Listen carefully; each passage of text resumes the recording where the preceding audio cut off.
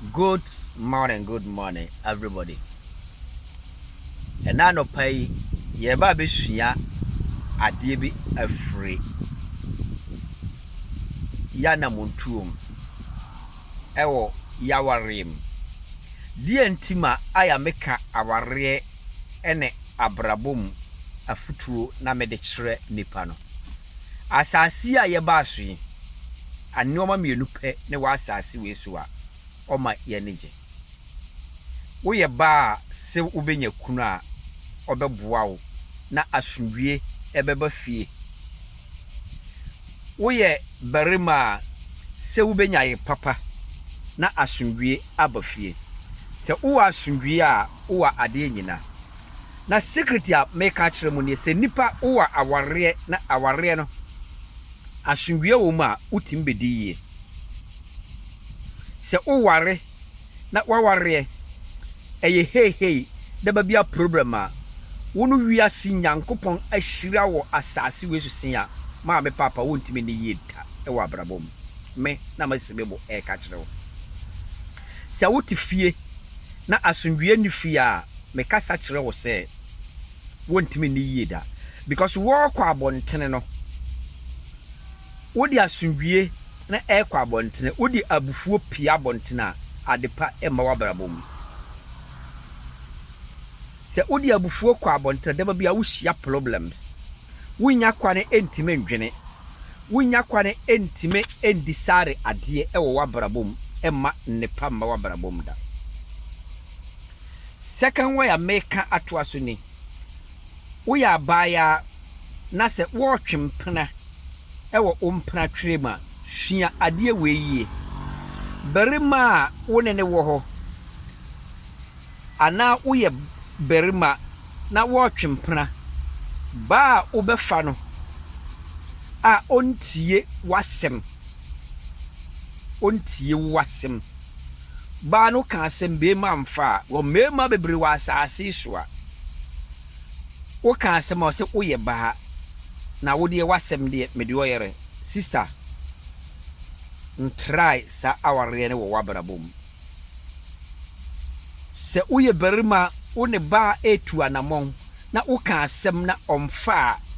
ntrai aware ne e wabrabom emfa na hofe anani sika se wedi ne hofe mede oware no wo ware problem ato wabrabo so se wo ne wo yerate ho ana wo ne ba otwempena tie asem weye wo ka wo secret kire no na just one day kura one dia nhye ni secret mawa onu abrante ma wani ena ho e wo mpana na wo twenem wo ye ba so no se wo ka wo secret kire boy a onene wo ho na ono so nhye ni secret bi enkyere wa ma wani na o e wo aware na wo konum munti asen na meka kire mu ni ye ma ka kire mu se no ma bebre ahintaye wo abrabum ama ne aware ho aye dendendene aware aye bronsam aware emfa awurade nyankopɔn asem ho aware nyankopɔn fa aware ho eti se wamma wani anaho a wobɛkɔ aware ama aware ne ekun wobɛkɔ aware ama aware ne ama wamma ya wanya yare e wa aware mu because awurade nyankopɔn bɔ Adam no amo aware anka ho Adam ne sere enti ade a wasere afiri nipa ho no onye nasem ode ache wawi a nanini akyere biem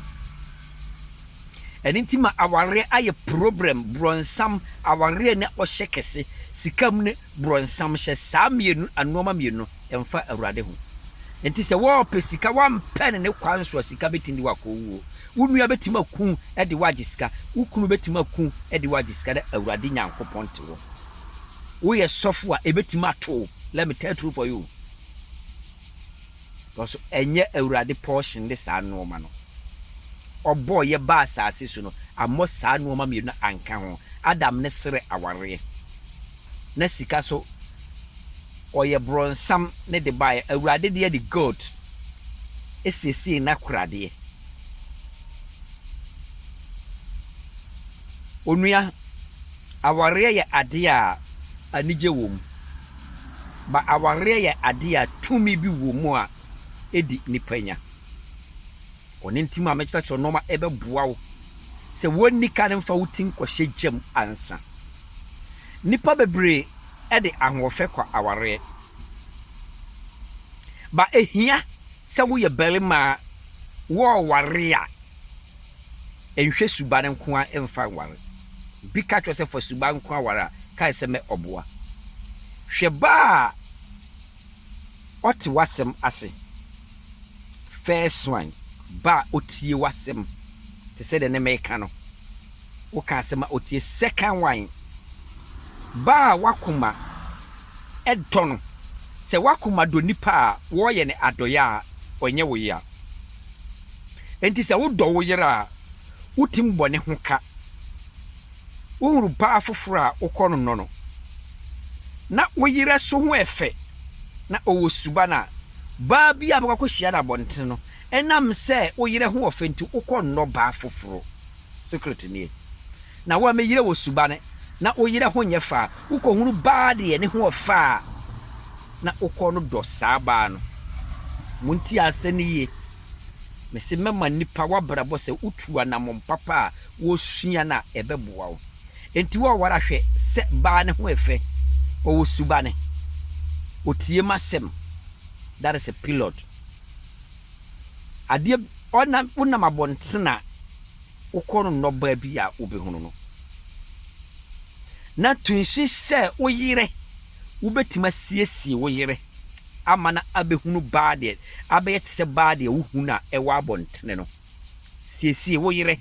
se wo yire ebetim abeyese ne ba a ehunu abontene wo kombedo no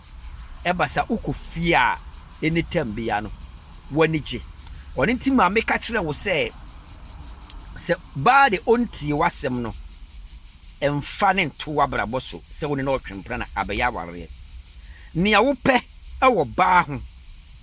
se wo kwa abontena uhuru ba wo be ukombedo no ka kire wo yire se bia me pesket tietia enti wo beba fie no na o hye skirt tietia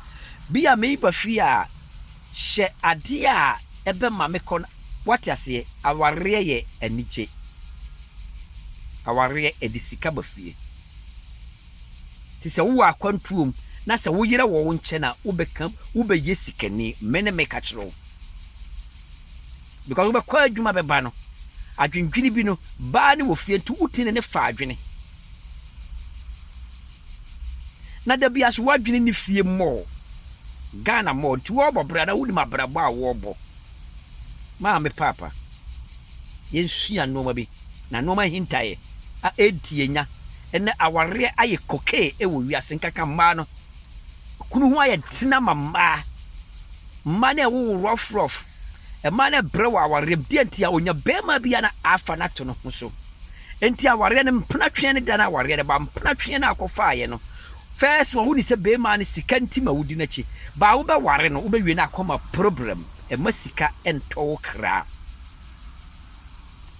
enti se wo fa berima na wo ka asembra kwaku ade a wo ye mwa na aboshiti wa don't try se wo be putu ho ato problem wo ya brante wo fa ba oh kosi ankwa ha wo be ba de ma akọ ho you have to live that woman into your life because you need your peace because wunya war pa wo be yesikani mama papa mun shia sa no ma we e wo mo abrabom was Bible no kaka se prayo uyi ba ko anebu na nsa no eye num bia boa ne yenko enti nipa ba akofo ntimi kasa wo ko ade wadwene ebe ya adwuma wo kwaje abontensu ni adwene a obema bad man ba no yire fa adwene e wo fie a mo be yesikani wabrabo etutu anamonyi because bintimo secret was mo secret ni wo fie ususu wasem nkyere bi meda wasese ubetie me na odi asem ye aya adwuma wabrabom fa ba wo do no wo fa ba wo do na obisa wade wo do ma na enye wo ya enti wo yire ne ntimi meye basabasa wo yire ntimi mebo adwamane cause the daba bia no o pa atare ne wo dia ma no konde ne wa ma na duene dia die ntima obehunu be ma ama ne konado no ba no so ukunu de ope waye ne wo fie wasiesie ho neat